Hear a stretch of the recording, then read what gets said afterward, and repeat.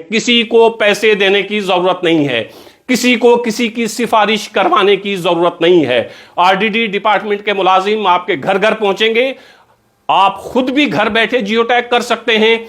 दो बड़ी दिक्कतें मैंने आपको बता दी। नंबर एक, राशन कार्ड, बीपीएल एपीएल कोई क्राइटेरिया नहीं है। नंबर दो, 15,000 से कम इनकम होनी चाहिए। और नंबर तीन, अगर आपके पास राशन कार्ड नहीं है तो आपको कोई मना नहीं कर सकता है, आपको सिर्फ अपनी चूल्हा पर्ची दिखानी है। चूल्हा पर्ची के तहत आपका जियो टैग हो जाएगा।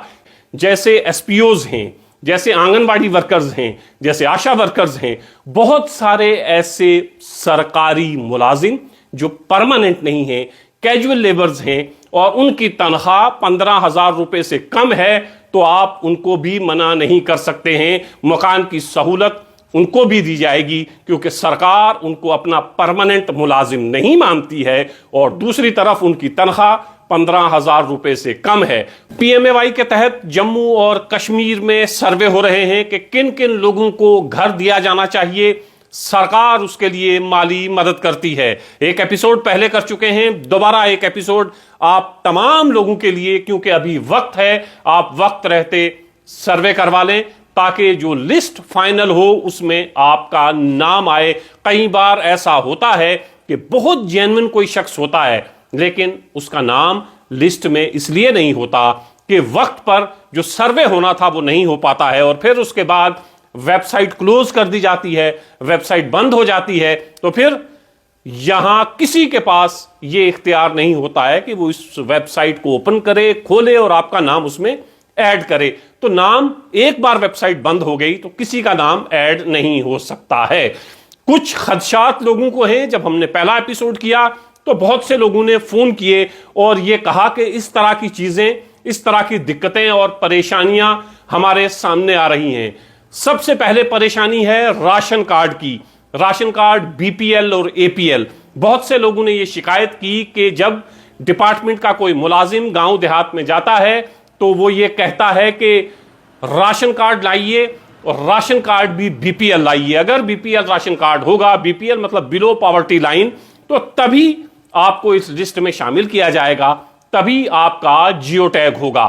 तो मैं आप तमाम लोगों से यह गुजारिश करता चलूं, इंप्लॉइज से भी, और आप तमाम लोगों को यह बताता चलूं कि इस तरह का कोई प्रोविजन नहीं है कि आपके पास बीपीएल होना चाहिए। हमें और आपको और सरकार को हमसे ज्यादा पता है कि किस तरह गांव देहात में बीपीएल बनाए जाते हैं, जिनकी 4-4 मंजिला इमारतें होती हैं, जिनके घर में मुलाजिम होते हैं लेकिन वो बाअसर लोग होते हैं, उनका बीपीएल बन जाता है। और कई ऐसे गरीब लोग जो बीपीएल के हकदार होते हैं लेकिन वो बाअसर नहीं हैं, उनकी सुनवाई नहीं होती, तो उनका राशन कार्ड एपीएल होता है। लेकिन सरकार को इस चीज का बखूबी अंदाजा है, इसलिए सरकार ने कोई ऐसा प्रोविजन नहीं रखा है।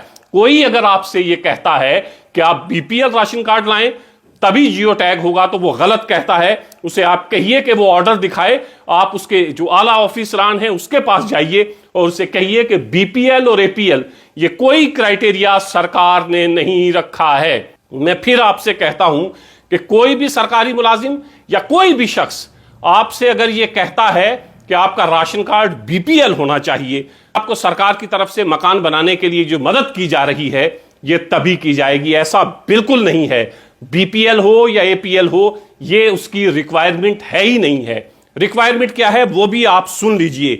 जब भी कोई सरकारी मुलाजिम आपके पास पहुंचे या गांव देहात का कोई शख्स आपको गुमराह करने की कोशिश करे तो मैं आपको बताऊं, रिक्वायरमेंट सिर्फ और सिर्फ यह है कि उसकी इनकम 15,000 से कम होनी चाहिए। तो गांव देहात के बेशतर लोग ऐसे हैं जो गरीब लोग हैं, जिनकी इनकम 15,000 रुपए से कम है, तो उसको यह मकान प्राइम मिनिस्टर आवास योजना के तहत मकान दिया जाएगा।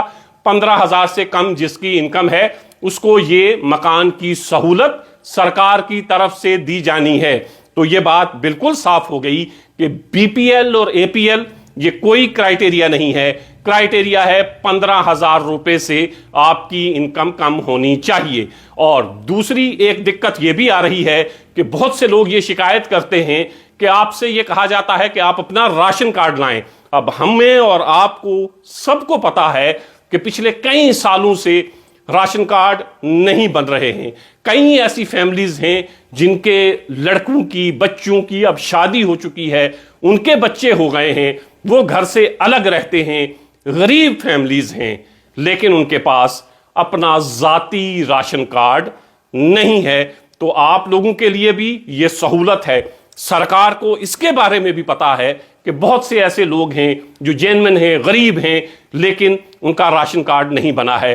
तो एक चूल्हा पर्ची है, आपका चूल्हा होना चाहिए। जब आप शादी करते हैं, शादी के बाद आप पटवारी के पास एक अपना रजिस्टर करवाते हैं, चूल्हा पर्ची जिसको बोलते हैं। सिर्फ चूल्हा पर्ची चाहिए। राशन कार्ड किसी के पास नहीं है तो कोई मुलाजिम, कोई भी शख्स आपसे यह नहीं कह सकता कि मेरे आपके पास राशन कार्ड नहीं है, इसलिए आपको यह मकान की सहूलत नहीं दी जाएगी, इसलिए आपका जियो टैग नहीं होगा। अगर राशन कार्ड नहीं है तो सिर्फ और सिर्फ चूल्हा पर्ची चाहिए। वो चूल्हा पर्ची दें, उसके तहत आपके मकान को जियो टैग किया जाएगा। दो बड़ी दिक्कतें मैंने आपको बता दी। नंबर एक, राशन कार्ड बीपीएल एपीएल कोई क्राइटेरिया नहीं है। नंबर दो, 15,000 से कम इनकम होनी चाहिए। और नंबर तीन, अगर आपके पास राशन कार्ड नहीं है तो आपको कोई मना नहीं कर सकता है, आपको सिर्फ अपनी चूल्हा पर्ची दिखानी है। चूल्हा पर्ची के तहत आपका जियो टैग हो जाएगा। ये तीन अहम परेशानियां जो गांव देहात के लोगों को खास तौर से आ रही थी, और वो बता रहे थे कि इस तरह की चीजें हमारे सामने आ रही हैं। कभी सरकारी मुलाजिम और कभी कुछ और लोग ये कहते हैं कि आपको मकान की सहूलत तभी मिलेगी जब तक ये चीजें होंगी। ऐसा कतई नहीं है। और एक और चीज जो कम लोगों को पता है वो भी मैं बताना चाहता हूं, ये सरकारी मुलाजमों के लिए भी है जो गांव देहात में जाके जियो टैग करते हैं,